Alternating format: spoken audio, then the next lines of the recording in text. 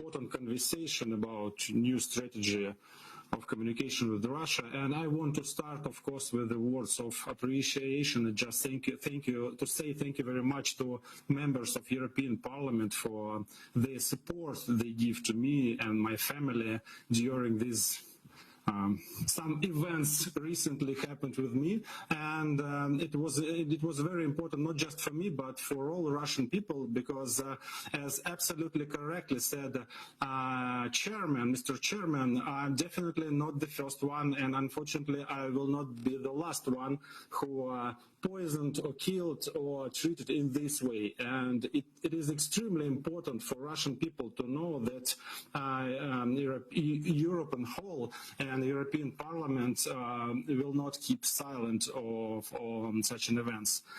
As far as I understand, now in the European Parliament, it's a big and very important discussion about new strategy, how discussing the ways with communication with Russia, and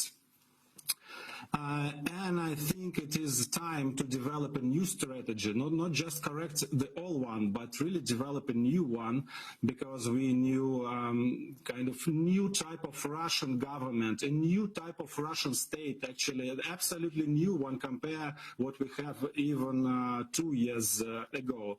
And I would say that basic of a new approach should be very clear dividing two things. Russian people who must be welcomed and treated very warmly from European Union, from my perspective, and Russian state, which must be treated like a bench of criminals who are temporarily took over the power. And maybe it sounds radical, but well, especially from my personal point of view, I think it's a very fine defining of what they are. They are a bench of criminals temporarily took over the power in our country. And let me be more specific about things I think should be applied from European Union. The issue of sanctions, discussing all the time, and issue of forthcoming election discussion all the time. So I'm focusing on these two things. And yes, it's true. I would say that forthcoming election in the State Duma is absolutely crucial event, and the key moment of it, not even fabrication and falsification. We're definitely waiting for it. It's kind of inevitable part of all Russian election. But now, which is more important, it's the right to participate. Now on the panel with us, sitting two my friends, Vladimir Milov, Ilya Yashin, who was not just kicked out from the recent election to the Moscow mayor, Moscow City Duma. They were imprisoned for their attempt to participate.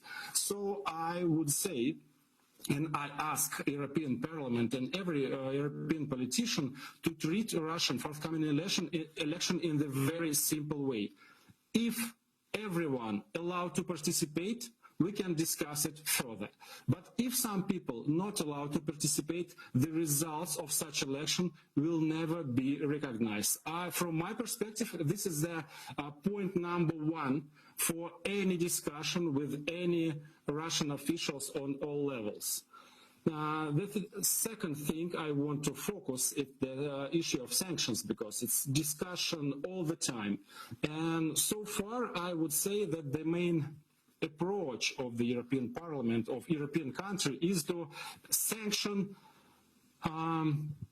people who are technically do some bad things. For example, on my issue, some people who are literally responsible for poisoning or made some orders, they are sanctioning. So, but I would say that there is no sense to sanction colonels or generals or some people who are definitely not travel a lot all over the world and definitely don't have a lot of estate or bank accounts in Europe.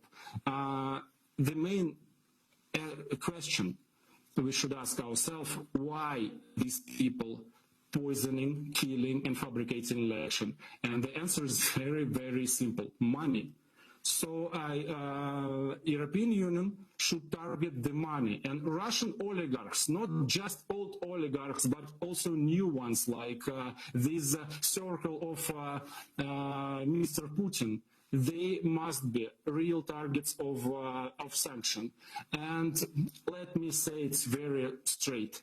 Until the most expensive yacht of Mr. Usmanov standing in Barcelona or in Monaco, no one in Russia or in Kremlin even, they not treat European sanction seriously. They just think that they are playing European Union because they are afraid of apply a real sanction against real money. So that have to be a focus. And believe me, that type of sanction would be absolutely welcome among 99% of population. So this sanction, they have to be very popular inside of Russia, and they will be. Just target Russian oligarchs. Just tell Mr. Usmanov, Mr. Abramovich, Mr. Rottenberg, and etc. Guys, you are acting against Russian people. You are acting against Europe. You are all of the time advocating that Europe is something very bad. So please, take your yachts and get them somewhere to the nice harbors of Belarus Republic, something like this. And this one is this approach will be very effective and very welcome again from the Russian people. Last thing I want to mention very shortly, it's the issue of European Court of Human Rights.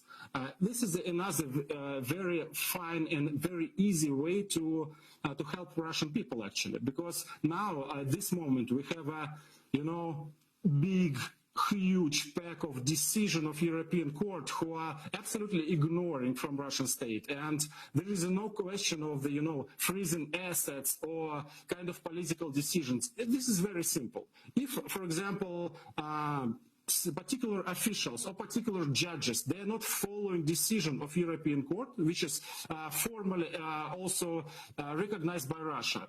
It's a nice way just to have reasons why not to give them opportunity to go to Europe, travel all over the world, etc., etc. This is a very, very easy and very effective approach to this issue. And I can see that my time is over, and I will be happy to answer more questions. Thank you very much for your attention. Thank you very much, Mr. Alexei Navalny. Yes, we will return to you later also during this meeting, answering the questions and comments. And now I will give the floor to Mr. Vladimir Kara-Murza. Mr. Kara-Murza, 7 minutes. Floor is yours, please. Thank you very much, Mr. Pyatt, members of the committee. Above all, thank you for holding this important hearing and finding an opportunity to do so even in the unusual circumstances of this year, and thank you for the opportunity to testify before you today.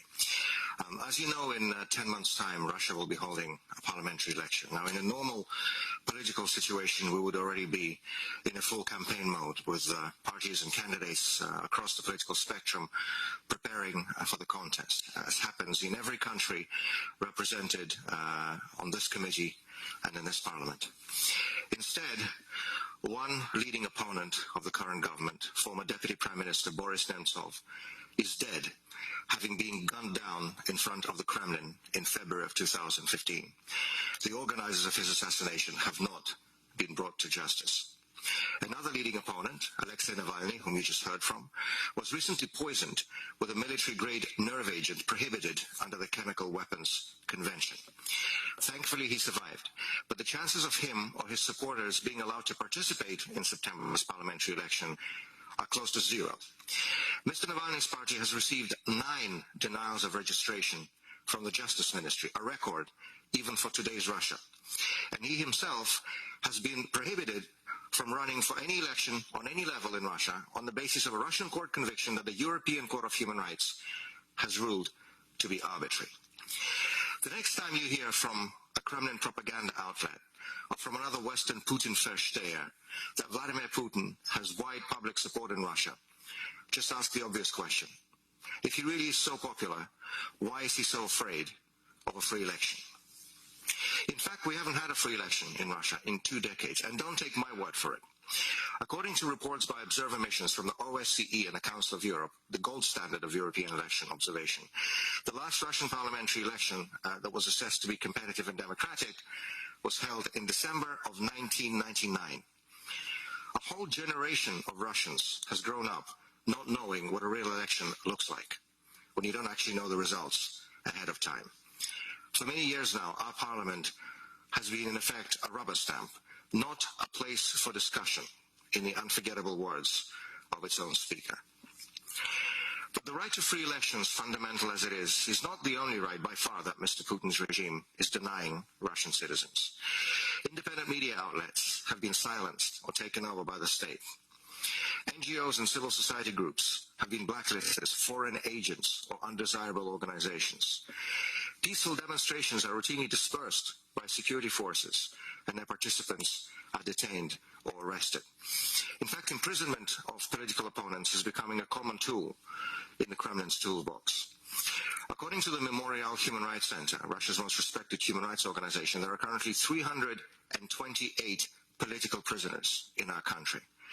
This is a conservative estimate, as this number only includes those cases that have been studied by Memorial and that correspond to the fairly strict Council of Europe definition of a political prisoner, but that number already rivals the late Soviet era. But imprisonment is not the worst that can await those who stand up against the system. As I already mentioned, in February of 2015, Boris Nemtsov, former deputy prime minister and Mr. Putin's most prominent political opponent, was gunned down literally in front of the Kremlin wall. This was the most high-profile political assassination in the modern history of Russia. An officer in the Russian Interior Ministry, subordinate to Kremlin-backed Chechen leader Ramzan Kadyrov, has been convicted for pulling the trigger. None of the organizers or masterminds have been identified or brought to justice. As the recent OSCE report on the Nemtsov case has concluded, the reason for this impunity is to be found not in the capabilities of Russian law enforcement agencies, but in the political will of the Russian government. After all, one does not investigate oneself. There is a growing sentiment in Russian society that we need change, that it's not okay for a European country in the 21st century to be ruled by an authoritarian kleptocracy. You can see this sentiment in the mass street protests like those in Moscow last year, those in Khabarovsk earlier this summer that are taking place despite the police brutality and the arrests. You can see it in opposition victories in local elections, in those rare cases when opposition candidates are actually allowed on the ballot, as happened this September in Siberian cities in Tomsk and Novosibirsk. You can see it in a recent collapse in public confidence in Vladimir Putin, as reflected in opinion polls, slanted as they are in the context of an authoritarian state with government control over the media. Above all, you can see it in a young generation of Russians that is increasingly involved in civic and political life, and that is increasingly rejecting what the present regime stands for. It is only for Russian citizens to bring political change to Russia, and that change will come. Contrary to what is being trumpeted by the Kremlin's propaganda, we do not ask or want or expect the European Union or any other foreign power to interfere with political developments in our country. What we do expect is that you stay true to your values, that you stop enabling those corrupt and abusive officials and oligarchs who want to steal from our people in Russia and then come and enjoy their loot in European Union countries by spending their holidays, sending their wives and their mistresses on shopping trips, buying up yachts and real estate properties and so on and so forth. This has been happening for far too long. It is heartening to see the European Commission finally moving ahead with enacting the Magnitsky-style mechanism for targeted sanctions on corrupt officials and human rights abusers. And I want to take this opportunity to thank members of the European Parliament from all main political groups who have pushed for years to make this happen. It is time to stop this hypocrisy whereby the people who abuse and attack and undermine the most basic norms of democracy and the rule of law in our country, then come to the EU and enjoy the benefits and the privileges and the opportunities that the same norms of democracy and rule of law in the EU. It is time to stop this hypocrisy, it is time to stop this enabling, and it's very heartening to see the Magnitsky mechanism finally moving forward in the European Union. It is also important that the European Union does not accept or legitimize the illegitimate power grab that Mr. Putin is trying to achieve with his constitutional amendments passed this past summer under the cover of the pandemic, including the amendment that would allow him to violate presidential term limits. These amendments were enacted unlawfully, in violation of Russian legislative procedures, and in a sham plebiscite that flunked the most basic norms of Russian electoral legislation and of our commitments under the OSCE. Indeed, you in the European Parliament said it most clearly when you stated in Resolution 2020-277 RSP, passed on the 17th of September, it's the same resolution that talks about the poisoning of Alexei Navalny, and it also states that the recent amendments to the Russian Constitution have been, and I quote, illegally enacted and are incompatible with international standards. End of quote. If Mr. Putin attempts to cling to power beyond 2024 in violation of the constitutional term limits, he will become as illegitimate as other dictators who have tried this trick before, from Hugo Chavez to Alexander Lukashenko. And the European Union should respond accordingly, with a clear policy of non-recognition. This month we are marking the 30th anniversary of the OSCE Charter of Paris for a New Europe. In that document, nations spanning from Vancouver to Vladivostok have pledged to foster relations founded on respect and cooperation and declared respect for human rights and fundamental freedoms to be irrevocable. Both of these promises are still not fulfilled. I hope and trust that one day they will be. And I think it's in the interests of all of us on the European continent, you in the European Union, and us in Russia, to work together to try to bring that day a little bit closer. I thank you very much once again for the opportunity to participate, and I look forward to any questions or comments from members of the committee. Thank you very much, Mr. Kara-Murza. And we proceed with Mr. Vladimir Milov. Mr. Milov, floor is yours for 7 minutes. Thank you. Thank you very much, Mr. Chairman. It's a privilege to speak here tonight, and I would agree with my colleagues that the absolutely central question of modern-day Russian politics is the total lack of legitimacy of the Russian government and Vladimir Putin himself. It is very important to understand because Vladimir Putin wants to promote his assertive foreign policy, trying to portray things as though he has this solid backing of the Russian people at home, like anything from 2/3 of 90 or to 90% of Russians support him. This is actually very much over for last few years because we have seen an unprecedented economic crisis. For 7 straight years, real incomes of ordinary Russians have been declining or stagnating. We haven't seen anything like that in more than a quarter of a century. There is no prospects for economic growth. We are in an unprecedented international isolation, and all the dictatorships like China, Iran, and others continue to maintain good relations with Putin's regime. Obviously, Alexander Lukashenko as well, but he has problems at home too. So all these problems keep mounting, and you saw many signs of that in the recent opinion polls. A lot of media outlets have reported that Putin's approval ratings and approval ratings of his ruling United Russia Party has been plunging to historic unprecedented lows. They have been suffering severe blows at the regional and local elections, which take place every year in Russia. And basically, there's a lot of data which shows that Putin's popularity is right now in extremely low numbers. For instance, journalists put forward yesterday on YouTube a very good video I strongly encourage you to watch, when they roam around streets of Moscow and approach people and ask them to sign a petition in support of the ruling party United Russia. I will not dare to quote what people are saying in response, but during like a 7-minute video, they barely found anyone who agreed to support Putin's party. This has a striking similarity with what happened in Belarus this summer, because during the presidential election campaign there were also many videos like that. there is hardly any credible opinion polling in Belarus, but we saw many videos online when people have been approached by somebody with a camera and a mic asking, do they support Lukashenko or not? And you can see that there were very extremely low numbers of those who agreed to say yes. Still, Lukashenko drew 80% support in his results at the August 9th elections.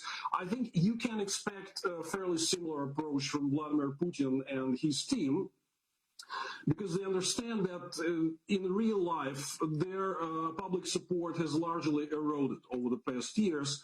So what do? First and foremost, this is what Alexei Navalny has been speaking about. They continue to completely ban any real opposition from participation. And that is a central question when we talk about legitimacy of the Russian government, because, look, I think this question should be put forward absolutely in black and white terms. No real participation of the opposition in elections, no legitimacy, no international recognition of legitimacy of the Russian parliament or the Russian president. Because in cases when we were really allowed to participate, there were a handful, a small number of cases when real opposition were allowed into the races, we actually won or shown a very decent 20-30% support parliamentary results. If Alexei Navalny's party, which was important to understand, I think Alexei didn't stress that, his party was denied registration by the Russian Ministry of Justice 9 times. And this case is now being considered by the European Court of Human Rights, because this is a totally illegitimate denial of participation. So they keep banning us from races. Right now, they are so panically afraid of losing the parliamentary elections next year. So they introduce a whole bunch of legislation trying to label any dissenter or even somebody remotely reminiscent of an opposition candidate as foreign agent officially, for absolutely no reason, because they've been going along with these accusations of opposition being foreign agents of influence for years. And there has not been a very one single proof of that. It has never been proven that the opposition is working as an agent of somebody but the Russian people from whom we have sufficient support. So I think when you discuss the future relations with Russia and Russian political developments, first and foremost, it's important to understand that Vladimir Putin is heading once again towards a completely falsified and rigged parliamentary elections next year, under probably similar technology that Lukashenko did in the summer, when they do not even pretend to count the votes. They just announce a previously drawn-up result. This is what Lukashenko did, and we expect Putin to do the same in 2021. So I think it's very important to brush off, this aura that Putin wants to portray for himself, pursuing an aggressive and assertive foreign policy, the aura that he has a solid backing at home. He obviously does not, and I think the more this issue is brought up internationally, the more all of us, the free people in Europe, in Russia, and across the world will be successful in changing the politics of Russia and moving towards from an authoritarian mafia dictatorship to a free state where governance is based on the free will of the Russian people, something which we don't have at present. And I would reiterate what Alexei and Vladimir have said. Unfortunately, Europe keeps harboring these corrupt folks who steal the money through mafia dictatorship from the Russian people and actually invest them in European real estate, in yachts, in whatever assets they have in the European Union. That's not good. We strongly urge you to stop encouraging this export of corrupt and stolen money from Russia to Europe, and I think there's a lot the European Union can do in this regard. I'll finish here. Thank you very much. Thank you very much, Mr. Milov. And now we continue with Ilya Yashin. Please, Mr. Yashin, floor is yours for 7 minutes.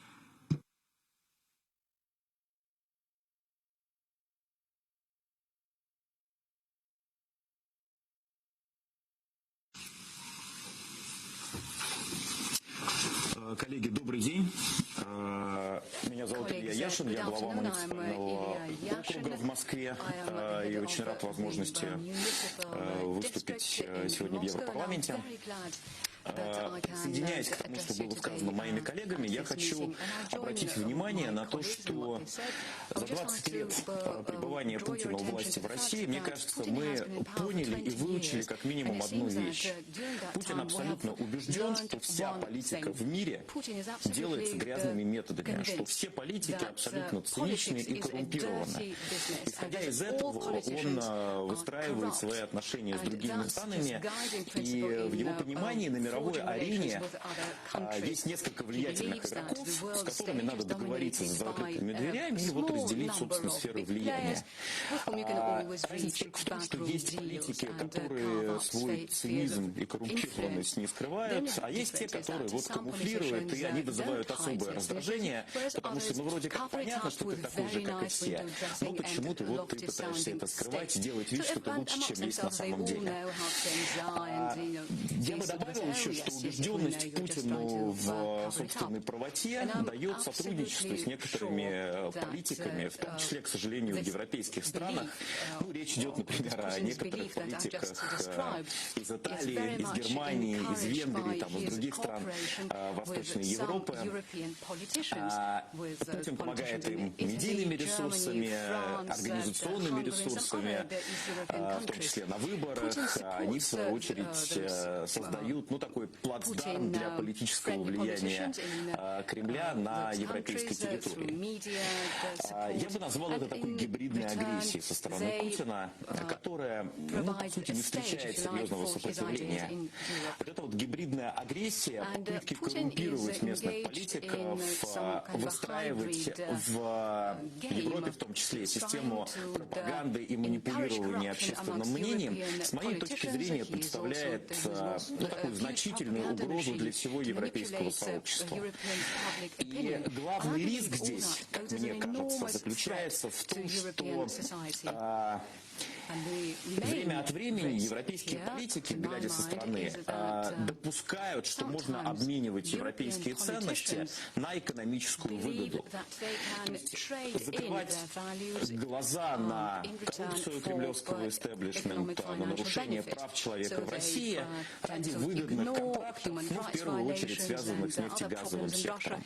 Мне кажется, это путь в никуда, потому что даже какая-то сиюминутная выгода, если она будет получена, по сути, она в итоге обернется коррозией всей фундаментальной конструкции Европейского Союза и в итоге нанесет огромный вред. С моей точки зрения, отношения с Россией вообще и с Путиным в частности должны базироваться именно на фундаментальных ценностях Европейского Союза. В первую очередь права человека, верховенство права, верховенство закона и гуманизм. Понятно, что формирование демократических институтов в России — это, конечно, там, внутреннее дело российского общества. И никто за россиян эту задачу не решит. Ни европейцы, ни американцы. Пока демократия не станет национальной идеей в России, в нашей стране ничего не изменится. И, конечно, в первую очередь это ответственность российских политиков, мы это прекрасно осознаем, и российского гражданского общества. Но, тем не менее, внимание европейских держав к тому, что происходит в России, имеет большое значение. Ну, как минимум потому, что это повышает личную безопасность и оппозиционных политиков, и активистов гражданского общества. И не надо ходить далеко за примерами.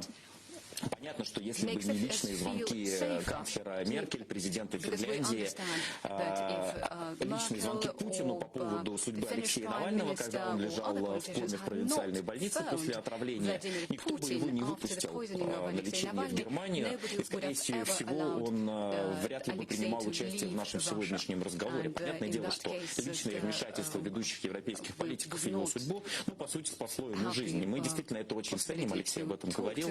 И я хочу хочу подчеркнуть, что мы действительно это понимаем и очень ценим. Что же касается более таких глобальных вещей, то действительно, мне кажется, очень важно обращать внимание на то, что в России нарушаются такие фундаментальные права человека, которые гарантированы не только международными обязательствами России, но в том числе и Российской Конституцией, даже после ее изменений, которые были инициированы Путиным. И, в частности, ключевая проблема – это недопуск российских политиков, оппозиционных политиков к выборам, о чем тоже уже мои коллеги упоминали. Речь идет не о том, что нам не дают возможность конкурировать в рамках выборных процедур, не в том, что выборы фальсифицируются даже или с нами борются с помощью агрессивной пропаганды. Речь идет о том, что нас лишают даже базового права конкурировать за голоса избирателей, просто не допуская на выборы. И, мне кажется, пристальное внимание, фокус на этом имеет большое значение. Что касается санкций, то я не считаю корректным давать советы европейским политикам, считаю, что это внутреннее дело ЕС, как выстраивать санкционную политику в отношении путинского режима. Но хочу обратить внимание на одну, как мне кажется, важную вещь. Действительно, персональные санкции для Путина и для его окружения гораздо более болезненные, чем санкции секторальные, экономические санкции. Потому что экономические санкции бьют в том числе по уровню жизни российских граждан и обычно используются пропагандой в России для создания образа внешней угрозы, для противопоставления Путина и российского общества агрессивным заграничным странам, которые вводят эти самые санкции. И на самом деле это помогает Путину в пропаганде, в сухом остатке помогает ему удержать власть. Персональные санкции, напротив, ведут к росту недовольства Путиным со стороны его окружения. Олигархи, коррумпированные чиновники лишаются возможности использовать свои экономические активы за границей. Они перестают быть частью западного общества потребления, что им очень нравится на самом деле. И таким образом возникает раскол между Путиным и его окружением, потому что Путин перестает восприниматься как некий гарант привычного, комфортного уровня жизни для этих самых вот олигархов и коррумпированных чиновников. Это действительно становится проблемой, это приводит к росту напряжения в окружении Путина, и в конце концов это прямой путь к расколу элит внутри Кремля. Поэтому мне кажется, вот у нас оппозиция давно уже, в общем, выработался такой консенсус по поводу отношения к санкционной политике. Его в свое время сформулировал позицию, Борис Немцов, один из лидеров оппозиции, который был убит в 2015 году. Владимир Карамурза про него упоминал. Выступая перед американскими конгрессменами, Немцов убеждал, что нужно отменить так называемую поправку Джексона-Веника, которая вводила экономические санкции, и вместо нее принять акт Магнитского, то есть заменить политику и санкции против страны персональных санкций против конкретных чиновников, конкретных олигархов, конкретных людей, которые нарушают права человека в России. И двумя словами, одной фразой Немцов сформулировал эту политику следующим образом: Россию не трогать, негодяев наказывать. Мне кажется, это очень хороший принцип, который должен лечь в основу взаимоотношений между Россией и странами европейского сообщества. Спасибо большое. Thank you very much, Mr. Yashin, for your comments, for your presentation. And we will return to our guest speakers after the interventions of the members of the European Parliament. And first, I will now give the floor to European Parliament Standing Rapporteur on Russia, Mr. Andrius Kubilius. Please, Mr. Kubilius, floor is yours. Thanks a lot, Mr. Chairman. Thanks a lot, dear friends from Russia. Alexei, Vladimir, Silya, спасибо большое. Really, you spoke in a very effective way explaining what kind of policy from EU you are expecting. Really, we are ready for strategic reassessment, and I think that in that reassessment we need to stress in a very clear way. EU needs to have a priority, not Russia first, but democracy in Russia first. That is very, very clear and simple. And really, we need to understand, and we need to see that in the eastern part of the European continent, including Russia, big changes are going on, starting from Belarus and ending with Khabarovsk. So it looks like that legitimacy of authoritarian regimes which are in power for the last 20-25 years is going to the end. My question to perhaps to all the speakers or to Alexei Navalny, first of all, would be very, very, very simple. First of all, you spoke about sanctions, which is clear. That's what we need to have in mind. But I would ask, can you tell a little bit more about how democratic changes in Belarus and positive developments in other Eastern Partnership countries can help democratic transformation of Russia? And maybe Vladimir Milov can elaborate a little bit more about, because I saw some of his articles. How do you see the future relations of democratic Russia and EU? You know, when really democracy will be established in Russia? How is the strategic vision of possibility to have different relations could help transformation of Russia to democracy now? Thanks a lot again. Thank you, Andrius. He is our rapporteur on Russia here in the European Parliament. And I also would like to say, dear colleagues, that we have received several catch-the-eye requests to speak. And of course, as usual, I will do my best to allow for it if time allows. But now we're going to continue with Mikhail Galer from the EPP. Please, Mr. Galer. Yes, thank you very much. Balshaya Spasiba, dear friends from Russia. Let me first of all thank you for your impressive testimony and express my deep respect for your continuous engagement in spite of, well, the imminent danger to your life, whether you are in Russia physically or in the EU or perhaps even in the US.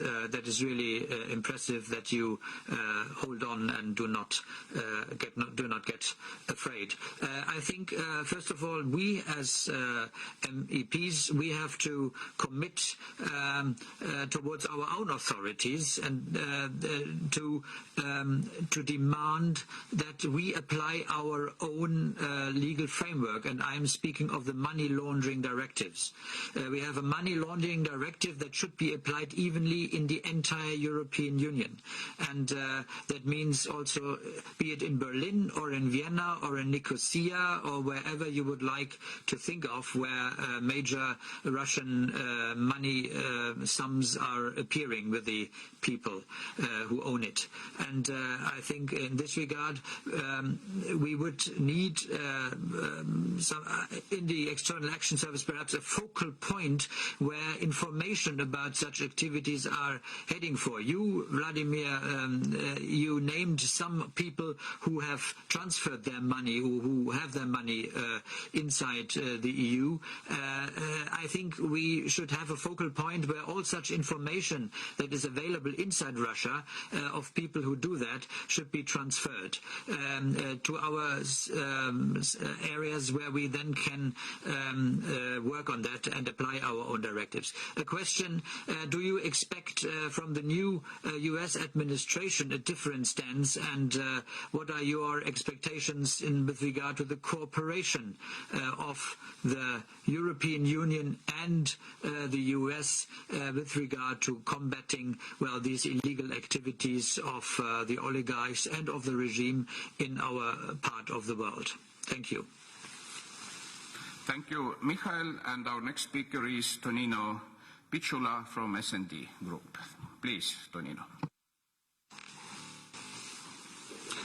Thank you, Chair, and thanks go to all panelists with a welcome note. As my colleagues, I'm glad to see Mr. Navalny participating in this meeting. Mr. Navalny, the European Parliament strongly condemned what cannot be called otherwise than an assassination attempt. It was clearly an attempt at silencing one of Russia's most outspoken anti-corruption activists. In September, we urged the Russian government to investigate swiftly, thoroughly and transparently this crime against a Russian citizen who was poisoned on Russian territory by a Soviet Russian chemical nerve agent, which is accessible only to